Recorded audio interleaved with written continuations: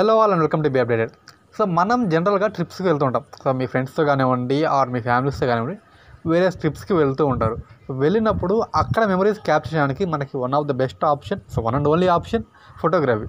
So ఫోటోగ్రఫీకి మీకు cam available లేకపోవచ్చు, మీరు మొబైల్స్లో ఫోటోస్ తీస్తుండొచ్చు. బట్ మొబైల్స్లో అన్నిసార్లు బెస్ట్ అవుట్పుట్ రాదు. నార్మల్ క్యామ్తో నార్మల్ ఫొటోస్లో తీస్తే బెస్ట్ అవుట్పుట్ రాదు. అండ్ కొన్నిసార్లు మనకి నైట్ టైమ్స్ అయితే చాలా నాయిస్, అంటే చుట్టూ నాయిస్ చాలా ఎక్కువ యాడ్ అవుతుంది. సో ఇవన్నీ మనకి ప్రాబ్లమ్స్ ఉంటాయి అన్నమాట. మొబైల్స్తో ఫొటోస్ తీయాలంటే కొన్ని ప్రాబ్లమ్స్ ఉంటాయి. సో అవి అవాయిడ్ చేయడానికి మన మొబైల్లోనే కొన్ని సెట్టింగ్స్ చేంజ్ చేసి మనం నార్మల్ ఫోటోగ్రఫీ లైక్ ఇలా వచ్చే ఫొటోస్ని మనం ఇలా తీయొచ్చు అనమాట. సో సింపుల్ సెట్టింగ్స్తో మనం ఇంత చేంజ్ ఓవర్ తీసుకురావచ్చు. అవి ఎలా చేయాలో మనం ఇప్పుడు ఈ వీడియోలో చూద్దాం. సో మీ ఫోన్ క్యామ్ ఓపెన్ చేసిన తర్వాత మనకి నార్మల్ ఫోటో ఓపెన్ చేస్తే సో ఈ విధంగా వస్తుంది అనమాట. మీరు గమనించినట్టయితే మన చుట్టూ చాలా నాయిస్ ఉంది. సో ఈ నాయిస్ అనేది ఇమేజ్ని ఎఫెక్ట్ చేస్తుంది అనమాట. ఇన్ కేస్ మీరు ఎడిట్ చేసినా సరే ఈ నాయిస్ అనేది ఎక్కువగా కనిపిస్తూ ఉంటుంది అండ్ ఫొటోస్ అంత బాగా రావు. ఈ నాయిస్ మనం అవాయిడ్ చేయాలి. సో ఈ నాయిస్ అవాయిడ్ చేయాలంటే మనకి ఏ క్యామ్ అయినా సరే ఆర్ ఏ ఫోటో అయినా సరే ఒక ఫోటో క్లిక్ చేయాలనుకుంటే, క్యాప్చర్ చేయాలనుకుంటే క్యాప్చర్కి ఒక ఫోటో క్యాప్చర్ని 3 థింగ్స్ అనేది ఎఫెక్ట్ చేస్తాయి అనమాట. అవి ఏంటంటే ఫస్ట్ వచ్చేసి ISO, international standard organisation for camera. And తర్వాత నెక్స్ట్ వచ్చేసి షటర్ స్పీడు. సో మన ఒక ఇమేజ్ క్యాప్చర్ చేస్తే ఎంత స్పీడ్లో క్యాప్చర్ చేయాలి. అండ్ తర్వాత అపెర్చర్. సో అపెర్చర్ అనేది F ఉంటుంది. సో ఈ 3 థింగ్స్ అనేవి మన ఫోటోని అఫెక్ట్ చేస్తాయి. సో ఈ 3 థింగ్స్లో మనం చేంజెస్ చేసి మన ఫోటోగ్రఫీని ఇంకా బెస్ట్గా తీయొచ్చు అనమాట.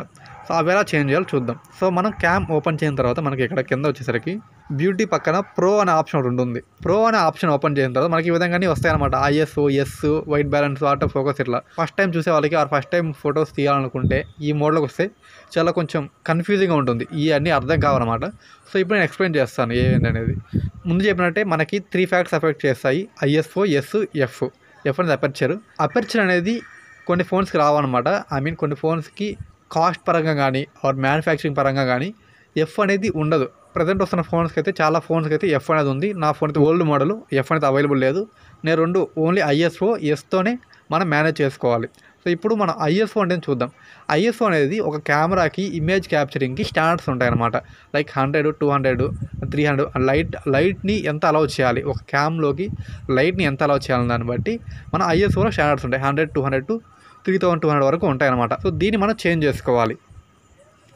సో ISO మనం 100 పెట్టుకుంటే డార్క్గా కనిపిస్తుంది. సో ఇట్లా చేంజ్ చేసిన తర్వాత సో ఇప్పుడు మనకు కొంతవరకు చేంజ్ అయింది. అండ్ ఇప్పుడు మనకి S అనేది ఇందాక ఎంత ఉంది, సో ఇందాక 1/20 ఉంది, ఇప్పుడు 4 వచ్చింది. S అనేది చాలా పెరిగిందనమాట.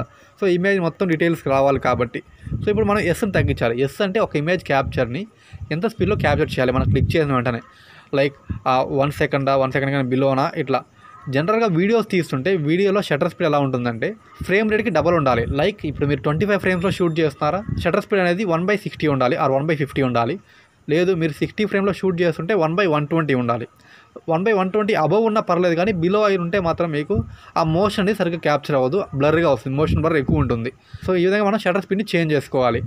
ఇంకా షటర్ స్పీడ్ యూజ్ ఏంటంటే మీరు మోషన్ మీరు ట్రావెలింగ్లో ఫొటోస్ తీయాలన్నారు, ఒక ప్లేస్కి వెళ్తున్నారు, ఒక హై ఆల్టిట్యూడ్ ప్లేస్కి వెళ్తున్నారు, బస్సులో ట్రావెల్ చేస్తున్నారు లేదా బైక్లో ట్రావెల్ చేస్తున్నారు, మీరు క్లిక్ చేసిన వెంటనే ఇమేజెస్ రావాలి, చాలా షార్ప్గా ఇమేజెస్ మీరు క్యాప్చర్ చేయాలి అనుకుంటే ఇప్పుడు మీరు షటర్ స్పీడ్ని 1/120 పైన అబోవ్ పెట్టుకొని 1/250, 300 అబోవ్ పెట్టుకుంటే డేటా అనేది మీకు చాలా బాగా వస్తుంది. ఆ షటర్ స్పీడ్లో అబోవ్ పెట్టుకుంటే మీరు వెళ్ళే ఎంత స్పీడ్లో వెళ్ళినా సరే ఆ స్పీడ్ దగ్గర మీరు అడ్జస్ట్ చేసుకుంటే ఆ స్పీడ్లో కూడా చాలా క్రిస్ప్ ఇమేజ్ అయితే మీరు క్యాప్చర్ చేయొచ్చు.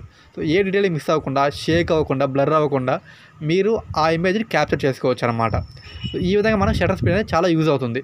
సో ఇప్పుడు మన నార్మల్ ఫొటోస్ తీయడానికైతే 1/20 is enough shutter speed. And ఇంకోటి కూడా మీరు దీనిలో గుర్తుపెట్టుకోవాల్సింది, మీ హ్యాండ్ షేక్ ఎలా ఉంటుంది. సో మీ హ్యాండ్ స్టేబుల్గా పెట్టగలరా, ఆర్ మీ దగ్గర ట్రైపాడ్ ఉంటే సో షేక్ అవ్వకుండా తీయగలిగితే షటర్ స్పీడ్ 1/10 పెట్టుకున్నా కూడా ఇట్స్ ఓకే. లేదు కొంచెం షేకీగా ఉంటుందంటే 1/20 పెట్టుకోండి, అలాగే 1/30 అట్లా అబోవ్ పెట్టుకోండి మీ లైటింగ్ని బట్టి. సో ఇప్పుడు మనకి షటర్ స్పీడ్ ISO చేంజ్ చేస్తే మనకి కొంచెం డార్క్ ఉంది, ఓన్లీ లైట్స్ కనిపిస్తున్నాయి. సో ఈ ఇమేజ్లో అయితే సో ఇప్పుడు ISOని పెంచుతాం కొంచెం.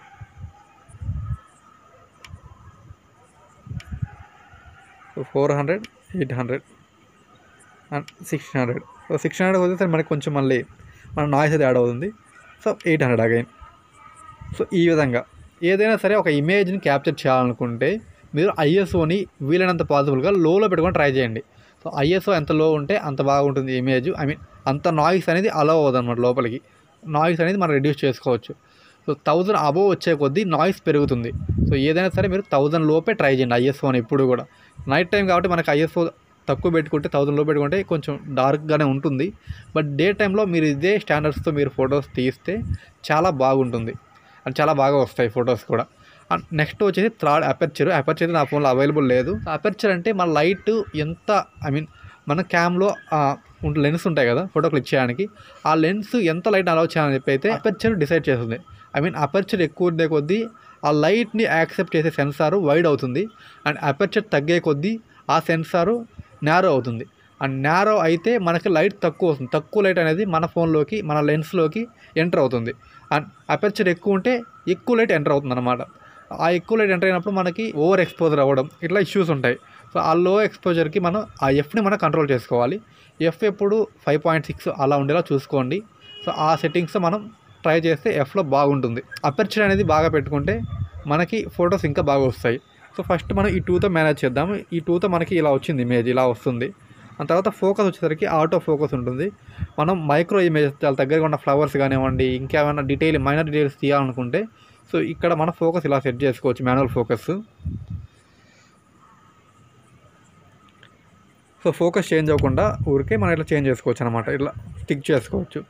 అండ్ లేదు వైడెన్గా తీయాలనుకుంటే మనం ఇట్లా దీన్ని చేంజ్ చేసే కొద్దీ మనకి వైడ్ ఇమేజెస్ వస్తూ ఉంటాయి అనమాట. సో అంటే బ్యాక్గ్రౌండ్ బ్లర్ చేసి ప్రజెంట్ అంటే ఫోర్గ్రౌండ్లో ఉన్న పర్సన్ని ఫోకస్ చేయాలి, బ్యాక్గ్రౌండ్ బ్లర్ చేయాలనుకుంటే మనం ఈ ఆటో ఫోకస్ని మాన్యువల్గా ఫోకస్ చేసుకొని మనం క్లిక్ చేయొచ్చు.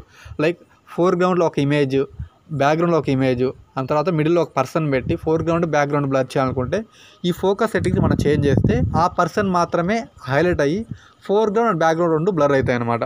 సో ఈ విధంగా మనం చేంజెస్ చేసుకోవచ్చు. సో ఈ విధంగా మనం ఫోకస్ సెట్ చేసుకున్న తర్వాత బ్యాలెన్సింగ్గా ఒక ఇమేజ్ని క్లిక్ చేయాలి.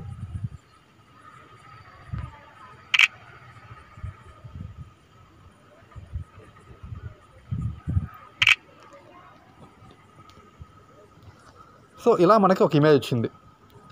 సో ముందు ఉన్న ఇమేజ్కి ఐ మీన్ ముందు డైరెక్ట్ క్యామ్ ఓపెన్ చేసినప్పుడు ఉన్న ఇమేజ్కి దీనికి చాలా డిఫరెన్స్ ఉంది. మీరు చూసుకుంటే ముందు మనం క్యామ్ ఓపెన్ చేయగానే తీసిన పిక్చర్ అయితే ఇది ఉంది. ఒక నైట్ టైంలో నార్మల్ క్యామ్తో తీస్తే 16 MP క్యామ్ నాది. ఈ విధంగా పిక్చర్ అయితే వచ్చింది.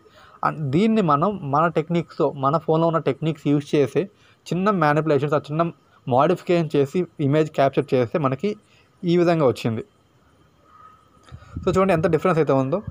అండ్ నైట్ టైం కాబట్టి మనకి ఈ డార్క్ అనేది చాలా ఎక్కువ ఉంటుంది. అదే మీరు డే టైము ఈ ఎఫెక్ట్స్ యూజ్ చేసి ట్రై చేస్తే మీకు ఇమేజ్ చాలా బాగా వస్తుంది. నెక్స్ట్ టైం మీరు ట్రిప్కి వెళ్ళినప్పుడు ఖచ్చితంగా ఈ టిప్స్ అయితే ఫాలో అవ్వండి. మీ ఇమేజ్ ఇంకా చాలా బెటర్గా మీరు ఫొటోస్ క్యాప్చర్ చేయగలరు అండ్ మీ మెమరీస్ అనేవి ఇంకా చాలా బాగుంటాయి. So that's the video guys. ఈ వీడియో మీకు ఇన్ఫర్మేటివ్గా ఉందనుకుంటున్నాను. నచ్చితే లైక్ చేయండి, షేర్ చేయండి అండ్ మరిన్ని అప్డేట్స్ కోసం మన ఛానల్ సబ్స్క్రైబ్ చేయండి. Thanks for watching.